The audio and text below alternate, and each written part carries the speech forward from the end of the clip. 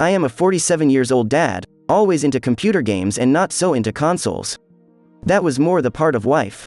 With the kids being more in numbers and growing up, they always raid my PC and notebook. But I am with it as I don't have so much time gaming, because of my work now. But I always miss those calm moments to relax. Just me and my game, so I bought a Switch OLED this November. A little for the family with Mario, but most for me for a little game when the kids are asleep, but what can I say? It is just great. The graphics, the sound and all that on such a little piece of portable game console.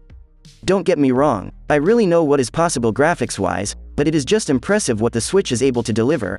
I already have a decent collection of games through many categories: Ghostbusters, Slap and Beans, Green Hell, Subnautica, Monopoly, Raiden IV, The Black Eye, Broken Sword, Witcher 3, Mario Kart 8, latest Mario JNR, Jurassic Park Evolution, Crysis Trilogy Remastered, and I enjoy those games a lot.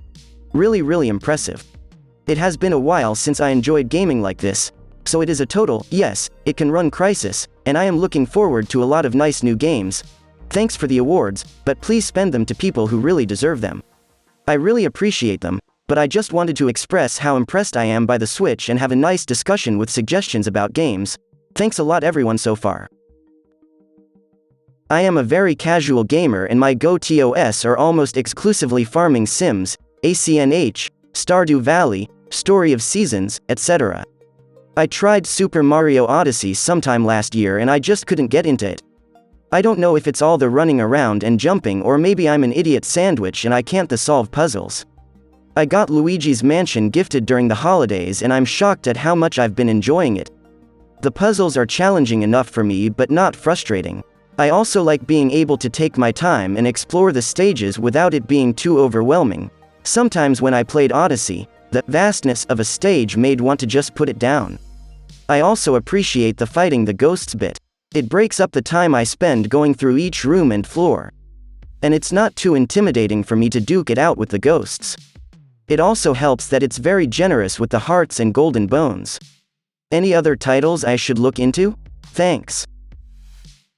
I bought the original Switch when it first came out but sold it maybe 8 months in. I haven't played Switch since.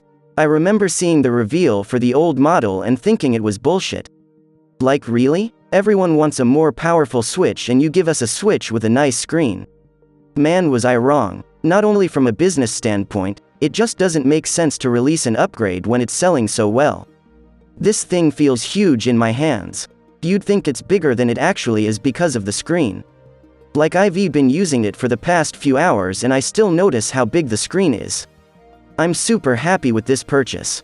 The best thing is since I haven't played it in so long I have this huge catalog of games to play on it. I bought Skyward Sword, Mario Party Superstars, Luigi's Mansion 3, Animal Crossing, Super Mario Maker 2, and Inside. Next month is Pokemon Legends Arceus and we still have the next Zelda to look forward to. Oh shit, I just saw in the settings that it has Bluetooth. Just felt like I had to talk about it. That is all. I have seen a lot of posts spreading this idea to open up the box, set up the console and download all the updates to save time on Christmas. Opening up a fresh console and doing the setup yourself is a magical experience that doesn't happen often, so please don't take that away from your kids or whoever you're gifting new consoles to this year. I'm sure I am not alone when I say that some of my fondest Christmas morning memories were opening up that box with that fresh console smell and setting it up all on my own and running through the first time setup. Sure, it may take a bit longer, but the excitement will be running high and it will be appreciated all the more in the end. Furthermore, it sets real expectations for your kids that not everything is ready instantly. There is nothing wrong waiting to go through setup and downloading updates while enjoying your other gifts, spending time with your family on Christmas Day. Back when it released, I remember that everyone was saying that it had some issues and generally run bad, but playable. Didn't really like what I heard, so I waited. A week ago, videos starting popping up on my YouTube feed of Witcher 3's Switch port comparisons along PC and I couldn't believe my eyes. I researched a bit and read that they even added graphical options to the Switch port so you could exactly choose the quality of the visuals. Just bought it some days ago and it is blowing up my mind. This is not playable quality, this is visually impressing quality. It looks good, extremely good. Basically all the detail is here, it's just as if it had a filter which blurs everything a bit so it doesn't look as crisp. You can also turn this off and turn on the sharpening, but it starts looking and running a bit worse. Can't help but open my mouth in awe every time I walk around an environment. My biggest congratulations to the team behind the port, this is awesome. Some people were asking about the graphical settings, so I'll copy-paste one of my comments below here. Well, I'll explain it a bit deeper for people to understand better. The three most important settings that affect visual changes are motion blur, blur and sharpening. The first two do not affect performance directly, but they hide the frame drops and makes 30 FPS look and feel smoother.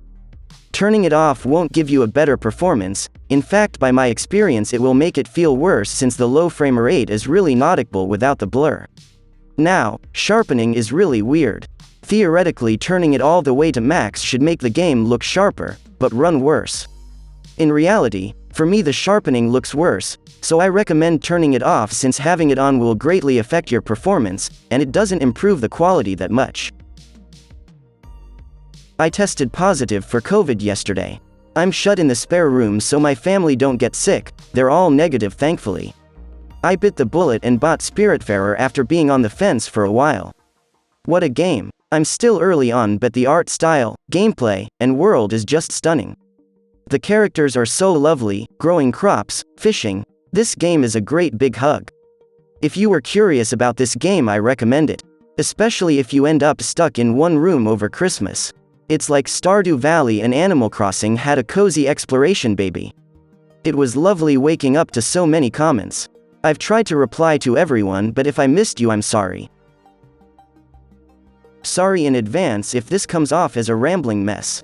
The N64 Genesis expansion may be the talk of the town right now for not necessarily the right reasons, but I feel it's a good time to reflect on the NES and SNES games currently available on the service.